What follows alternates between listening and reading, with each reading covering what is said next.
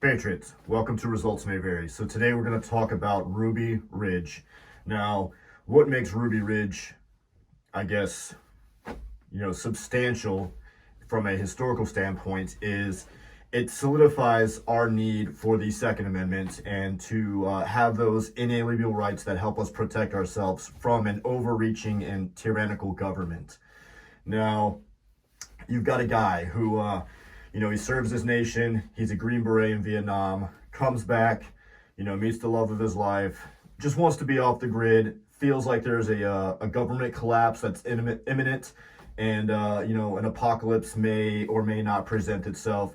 So what does he do? He moves his family into the mountains and decides to live off the land, off the grid, completely self-sufficient. So he doesn't have electric, he doesn't have plumbing, he doesn't have any of that stuff. So, there he is, living off the land, him and his family, gardening, collecting rainwater, doing all that stuff. Just like living like Little House on the Prairie up on a mountaintop. Pretty harsh conditions, but they've acclimatized themselves to them and have, they're living a fulfilled life. Mom and Dad met. Dad was in the Army. He was a Green Beret. It wasn't until he was home on leave that they actually got together and really started to date and fall in love. As they leave Iowa, they're telling their friends and family that a great conflagration is coming and they must seek a place to be safe. They must go to the west and find a mountaintop. They were really imagining this fortress, this place where they could really separate themselves from a corrupt and dangerous world. It was incredibly remote. I mean, they had no electricity, no running water, no indoor plumbing. We're talking about a cabin made by Randy Weaver and his wife on a mountaintop. And they thought that they were living on the edge of Armageddon. And this was the sort of sanctuary that Randy and Vicki Weaver wanted. Fast forward a little bit, and they obviously they're lonesome. There's not a lot around them. There is a town that they can go to every once in a while to gather supplies, things like that. So they eventually find this Aryan Nation compound, and they weren't really down with all the beliefs, but they were there for the kinship and the fellowship. They went to church there. They their kids played with other kids on the compound, and aside from the actual, Aryan Nation part of it, they did enjoy being there and having those friends and having the fellowship, like I said. Throughout this, they kept trying to get him to join, and, they were like, what, we're just not interested in that aspect of, what you guys stand for, but we do, like you as people, and they continued to hang out. Now, over the course of this, the ATF and other, agencies had been trying to infiltrate this Aryan compound, and it got to the point where an ATF agent solicited Mr. Weaver to make him a sawed-off shotgun. Now, Mr. Weaver wasn't going out sawing off shotguns and trying to sell illegal weapons and all that stuff. He was propositioned. He was basically entrapped, like, hey, could you do this for me? Can you do that? So what's he do? He saws off a shotgun, sells it to the agent. Now, they've got him, right? Their whole intent behind this was to get Randy Weaver on their side to help get information and flip on the Aryan Brotherhood that was right there. So he's like, no, I'm not helping you with anything. I'm not doing nothing. He gets arrested, and to bail himself out, he leverages his cabin up on the mountaintop. Everything he owns is right there on that mountaintop. So if he loses this court case, he loses his whole livelihood. He loses where his family resides. They're left with nothing. So it's pretty impossible position. So he's out on bail, goes back home, and he misses his court date, which is, holy crap, a huge deal. So in him missing his court date, they go ahead and issue a warrant, and they solicit the Marshals Service to actually go, arrest him. Now, over the period of what seems like, I want to say it's about a year and a half, 2 years, they're not able to to bring him in. Mr. Weaver, they stopped going out in town. The family stayed up on that mountaintop at their home, just being completely self-sufficient, living off their land. That's all they knew, and that's what they were going to do. And it didn't matter how long the government would take, they would wait them out, and they were going to prevail. So obviously getting more and more anxious about this making headlines, still this, unwritten standoff that's going on with the Weaver family. So what do federal agents do? The ATF, FBI, the Marshals Service, these guys are all kitted out in camo, ghillie style, face paint, the whole nine. And they do surveillance on this guy's property. Now, they could do surveillance a number of ways, but they decide the best way in their minds at this time is to sneak onto a Green Beret's property, all, camoed out, trying to infiltrate his land and surveil him at a close distance. Now, that just sounds like a recipe for disaster, which, surprise, it ended up being. So what happens is they get all decked out, they infiltrate the property, they're getting pretty close. What happens is one of Mr. Weaver's dogs alerts to something not right. So Mr. Weaver and his son, his 14-year-old son, decide, hey, let's go check it out. So they got a couple guns, they follow the dogs, they kind of split off in different directions. Well, there's two different stories about what happens now. The family's account is that the dog ended up getting too close to an agent, and the agent shot the dog in order to conceal their presence. Sammy ended up seeing this and was like, you SOB, you killed my dog. And he takes out that dude. Because again, they don't know who they are. They don't know that they're federal agents. These guys are all just in camo on your property, like with guns. Like, what do you expect?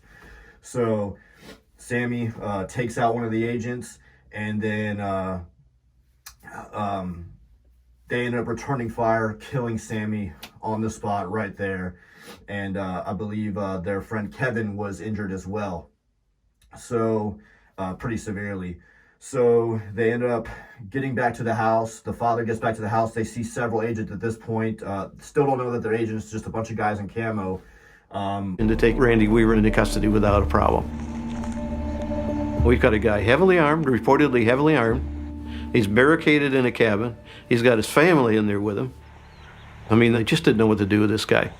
Well, this is the approach from the east.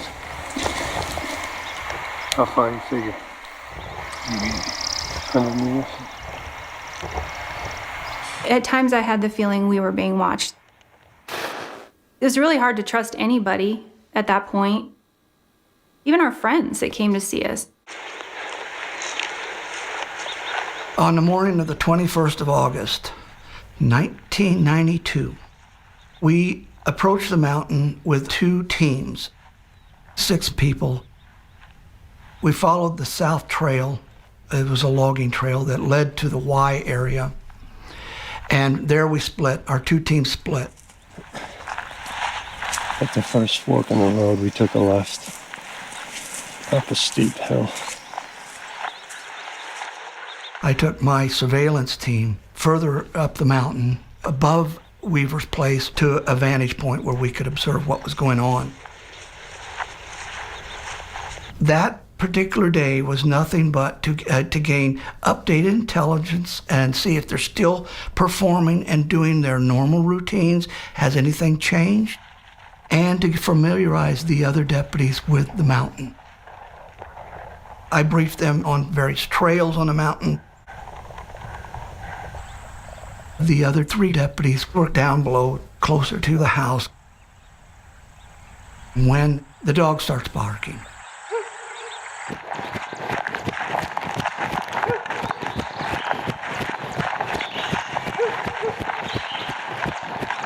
I was hoping he would stop barking, but the dog gets more intense as barking. And at that time I realized, oh crap, he's on their trail.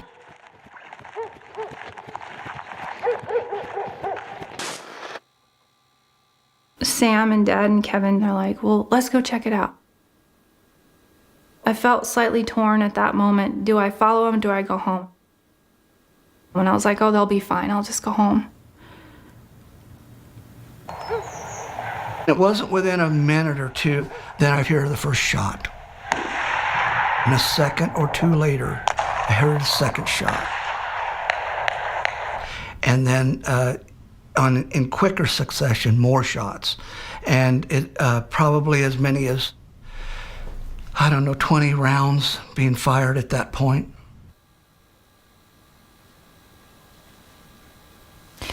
I heard gunshots. Yeah, I heard more gunshots. Like, what the hell? So they get back to the house, barricade themselves in, and they're like, what the F is happening? They end up finding out that Sammy's dead. Mrs. Weaver was hysterical. We have to get my boy. We have to get my boy. Now, the agent's account of what happened was that they opened fire on them first, and they had no choice but to return that fire, unfortunately killing Sammy. Now, the odds of that being the likely story are pretty slim. I'm inclined to believe the Weavers on their side, and I think a lot of people as well were, because that's why they were awarded a settlement for all this wrongful doing by the government. What happened there? The family's version is that they're chasing deer into the woods, and there's a place where the trails come together in a sort of Y. Kevin Harrison and Samuel Weaver are coming down this way. And according to the family, at that moment, they see some men dressed in fatigues with dark paint and, very much like a strike team, and that possibly to silence this dog, which has found their location, one of the marshals shoots and kills the dog. 14-year-old Samuel Weaver at that moment erupts and says, "You killed my dog, you son of a bitch," and opens fire. Again, according to the family, the marshals then fire back, killing Samuel Weaver. Of course, the marshals tell a different story. In their version of the telling, as these groups come together on this Y, the marshals identify themselves and call out a surrender order. And it's at that moment that Kevin Harris dives for cover, fires on the marshals, and shoots and kills William Deegan, a highly decorated U.S. Marshal in the Special Operations Group. And so you have these two incredibly different narratives. The marshals believing they've come under attack by white separatists, and the family believing they've been attacked by federal agents. So anyway, they're back at the house. They are engaging in this standoff, like still not really sure what's going on, just barricading in. They end up listening to Miss Weaver, like, we have to get Sammy. So they go out, they get Sammy and bring him back to the house. He's dead. It's just a nightmare. Somewhere along the lines, they figure out, oh crap, these guys are federal agents. They're here to, act on that warrant and arrest Randy Weaver. Well, at this point, his son's dead. He does not give two shits what they're there for at that point. His boy is gone. And somebody's got to answer for that. That can't just be left unchecked. I'm not just going to willingly give up and go with you because I do not trust you at this point. Rightfully so.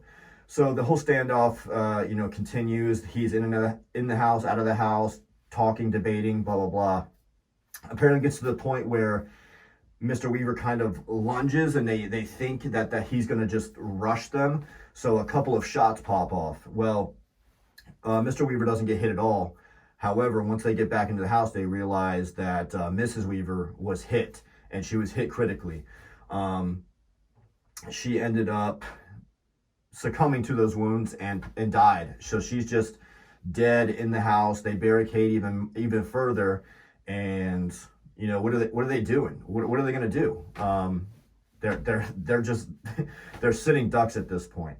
So fast forward a little bit, the federal agents keep trying to negotiate, and in their negotiations, they're appealing to Mrs. Weaver. They're like, Mrs. Weaver, we're making pancakes, why don't you send the kids out, blah, blah, blah, all this stuff, trying to appeal to her, maternal instincts, not knowing this entire time she's dead on their kitchen floor.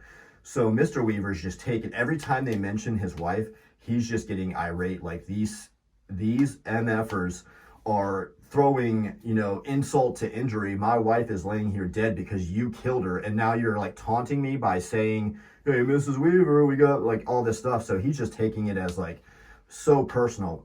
Meanwhile, these guys outside have no idea that they have killed Mrs. Weaver. Otherwise, I'm sure they wouldn't be, trying to appeal to her maternal instincts and getting people out of the house.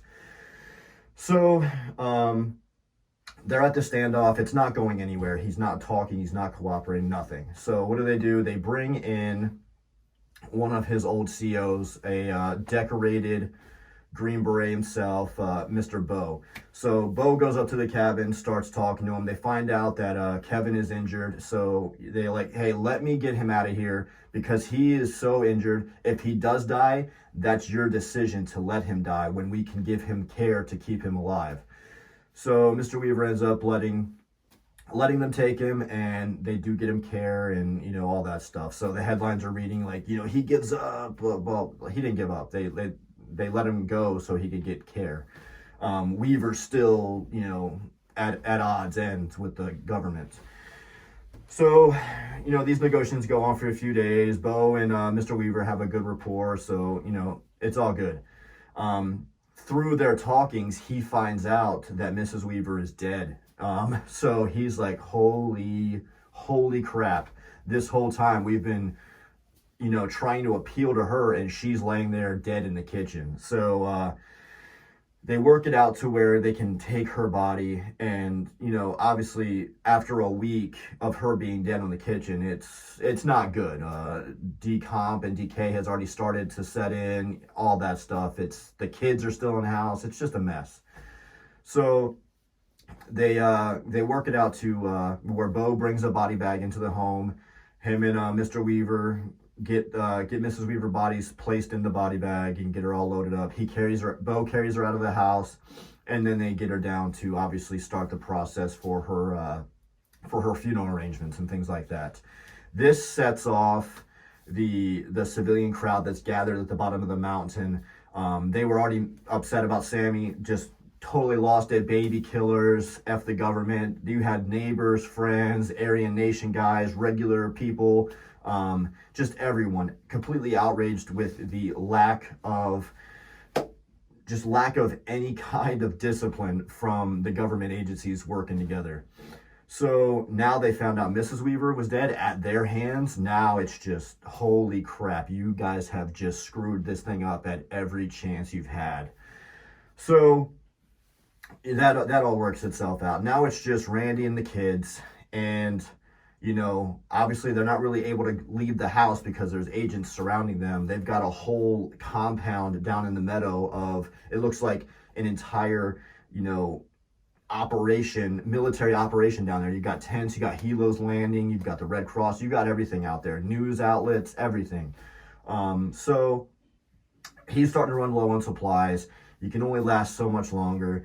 The kids are there. He's trying to think about them. What if something happens to these kids because of my standoff? So he's talking with Bo, and eventually he agrees to give himself up. So the kids exit the home. They're taken out, and then Randy is taken in a separate vehicle to the bottom of the hill, and they arraign him, process him, do all that stuff. Now, through the whole process, they go to trial, where Kevin and Mr. Weaver, Randy Weaver, are, obviously they are brought up on charges for the death of the federal agent who died.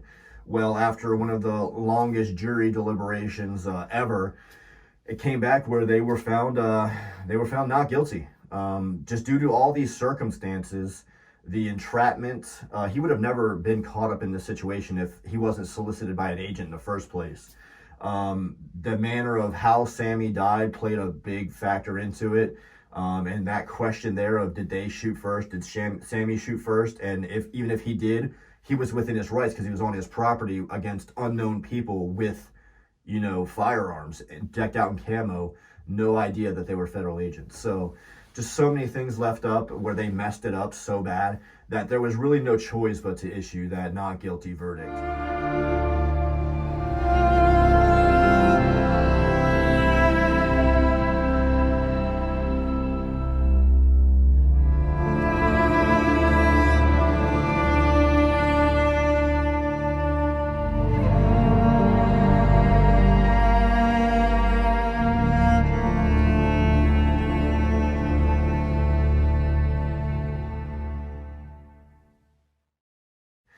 Now, after they were released, that not guilty verdict was found, the family then decided to sue the government.